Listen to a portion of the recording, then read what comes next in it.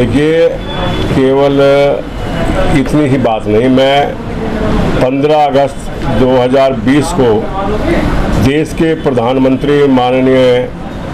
नरेंद्र मोदी जी ने कुछ ऐसी बातें लाल किले के प्राचीर से स्वीकार की जो उनके अब तक के सारे भाषणों के विपरीत हैं, और उन्होंने देश को आत्मनिर्भर होने के लिए जो बातें की हैं, नारा दिया है। मैं मोदी जी का ध्यान जो उन्होंने उस भाषण में अपने स्वयं स्वीकार किया, लेकिन गुप्त तरीके से एक बात उन्होंने की कि आज देश का किसान इस स्थिति में है कि जब देश में अनाज, एक समय ये था कि हम बाहर से अनाज मंगाना पड़ता था, आज अन्न उत्पादन इतना हो गया है कि आज हम विदेशों को अन्न भेजने की स्थिति में हैं, आज हम एक्सपोर्ट करने की स्थिति में हैं अनाज का। मैं मोदी जी का ध्यान स्वर्गीय श्री लाल बहादुर शास्त्री जी के कार्यकाल की तरफ ले जाना चाहता हूं। माननीय प्रधानमंत्री जी, जब देश के प्रधानमंत्री स्वर्गीय लाल बहादुर शास्त्री थे, उस समय देश में अन्न का संकट उत्पन्न हुआ था और विदेशों से अनाज मंगाना पड़ा था। माननीय लाल बहादुर शास्त्री जी ने देश की जनता को आत्मनिर्भर होने का मंत्र दिया और जय जवान जय किसान का नारा दिया। साथ ही लोगों से ये कहा कि एक सप्ताह में एक दिन का व्रत रखेंगे तो हमारा हजारों करोड़ को जो अनाज है किलो वो बचेगा,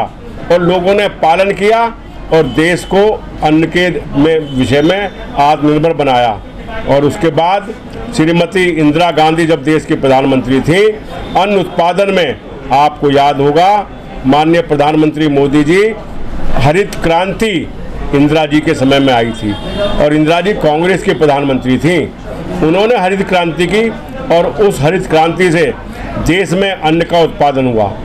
और उस अन्न उत्पादन से आज किसान आत्मनिर्भर है। ये योजनाएं कांग्रेस के समय की हैं। माननीय मोदी जी, एक बात और आपने लाल किले के प्राचीर से कही, मैं आपका बहुत आभारी हूँ, आपने वो बात कही, लेकिन उसके लिए जो आधार है उसका आपने न्यून वर्णन नहीं किया। आपने कहा कि एक समय प्रधानमंत्री ने ये कहा था कि हम 1 रुपया भेजते हैं और उसके 15 पैसे उसके जो प्राप्त करता किसान तक या गरीब तक पहुंचते हैं। ये ईमानदारी देश के प्रधानमंत्री राजीव गांधी की थी, और राजीव गांधी ने इस देश को कंप्यूटर दिया, राजीव गांधी ने इस देश को मोबाइल दिया, राजीव गांधी ने इस देश में इलेक्ट्रॉनिक क्रांति की, और उस क्रांति की वजह से माननीय मोदी जी आज जो जनधन खाते हैं ना, और आज जो बैंकों का सारा अकाउंट्स है, वो उसी कंप्यूटर की वजह से एक बटन दबाते ही पूरे देश का खाता एक साथ चलता है, और सारा कोई भी धनराशि हो सारे किसानों के खाते में, गरीबों के खाते में, जनधन खाते में जो भेजाना संभव हुआ, तो माननीय मोदी जी इसका भी श्रेय माननीय राजीव गांधी को देता है। ये देश जानता है यदि राजीव गांधी ने ये योजना नहीं लाए होते, कंप्यूटर नहीं लाए होते, जिसका भारतीय जनता पार्टी उसमें विरोध करती थी, आप लोग उसका विरोध करते थे कंप्यूटर का, आज उसी कंप्यूटर की वजह से आप बटन दबाकर सारे खातों में 100% पैसा भेज देते हैं। आप यही कह रहे थे ना लाल किले से कि 100% पैसा गरीब के खाते में पहुंच जाता है। यदि ये योजना नहीं होती कंप्यूटर की, कंप्यूटर ना होता तो ना तो खाते कंप्यूटर से जुड़ते और ना ही ये एक बटन दबाते ही सारा 100% पैसा किसान के या गरीब के खाते में पहुंचता। माननीय मोदी जी, आपने एक और विवादास्पद बात, नया काम शुरू कर दिया, और वो काम जिसकी आलोचना हुई और यहाँ तक हुआ कि केजरीवाल जी, तो मुख्यमंत्री केजरीवाल जी खड़े भी नहीं हुए और ना ही आपके नारे पर उन्होंने समर्थन किया, क्योंकि आपने